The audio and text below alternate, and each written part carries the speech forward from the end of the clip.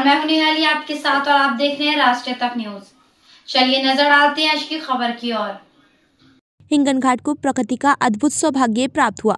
यहाँ स्थित सरंगागार विदर्भ की सबसे बड़ी हैरोनरी साबित हुई। इस वर्ष 2 चरणों में हुई घोषणा गणना के अनुसार कुल 1073 घोंसले दर्ज किए गए।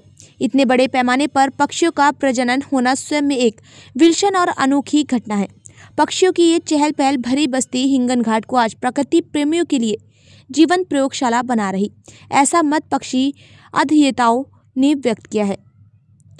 यह गणना निसर्ग साथी फाउंडेशन और महाराष्ट्र पक्षी मित्र वर्धा जिले की संयुक्त उपक्रमांतर्गत हर वर्ष की जाती है।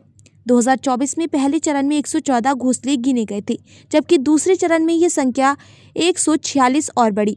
पक्षियों का प्रजनन काल लगभग 3 माह का होता है। पहले समूह के बाद दूसरे समूह के पक्षी घोंसले बनाते हैं।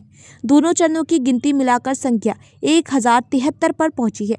पिछले वर्ष यहाँ यह बस्ती 34 पेड़ों पर सीमित थी, वहीं इस वर्ष बढ़कर 39 पेड़ों पर फैल गई है। इन पक्षियों का संरक्षण हो, इसके लिए हिंगन घाट के नागरिक, स्वयंसेवक और पक्षी अध्येताओं का सत्यपूर्ण प्रयास शुरू है। यह बस्ती केवल पक्षियों का प्रजनन केंद्र नहीं बल्कि आने वाली पीढ़ियों के लिए प्रकृति का अनमोल खजाना है, ऐसा प्रवीण कडू ने कहा। नागपुर, वर्धा और हिंगन घाट के पक्षी अध्येता, वन विभाग के अधिकारी और प्रकृति प्रेमियों ने इस कार्यक्रम में उत्साह से भाग लिया। अगर इन घोंसलों का संरक्षण किया गया तभी हमारा आकाश पक्षियों के पंखों की गूंज से सदा गूंजता रहेगा। ऐसी गूंज सभी के मन में सुनाई दी। हिंगन घाट से योगेश लखोटे की रिपोर्ट।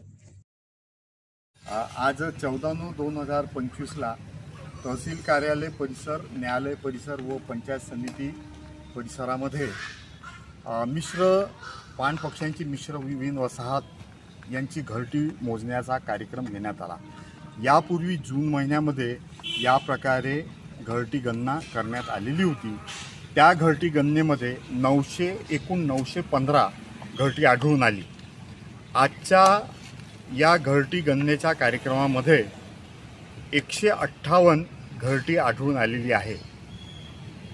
मागच्या घरटी गणनेच्या कार्यक्रमामध्ये आणि आत्ताच्या घरटी गणनेच्या कार्यक्रमामध्ये बरीच तफावत आहे। मागच्या वेळेस 915 तर आता 158 घरटी मिळालेली आहे। मागच्या घरटी गणनेमध्ये सर्वाधिक घरटी ही कॅटल इग्रेटची म्हणजे गाय बगळ्याची होती, तर आत्ताच्या घरटी गणनेमध्ये रात ढोकरी म्हणजे ब्लॅक क्राउन नाईट हेरॉन या पक्षाची सर्वाधिक घरटी आढळून आलेली आहे।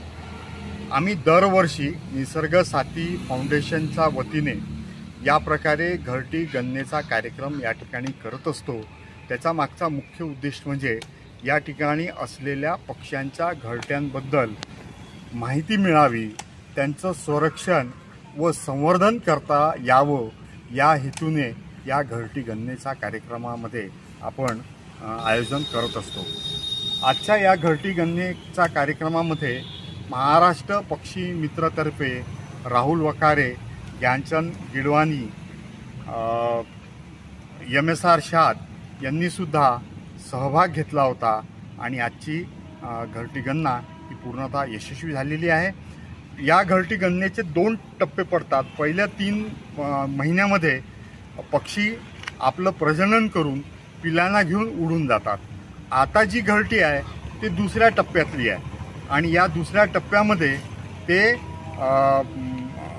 ज्यांनी पहिल्या टप्प्यामध्ये घरटी बनवून प्रजनन केलं नाही त्या पक्ष्यांची घरटी आपल्याला या दुसऱ्या टप्प्यामध्ये आपल्याला पाहायला मिळतात। मागच्या वेळेस 36 झाडांवर ही घरटी होती, यावेळेस आता त्यापेक्षा काही वेगळ्या झाडांवर सुद्धा 4 नवीन झाडांवर सुद्धा घरटी आढळून आलेली आहे। फिलहाल खबरों में इतना ही। बाकी खबरों के लिए देखते रहिए राष्ट्रीय तक न्यूज।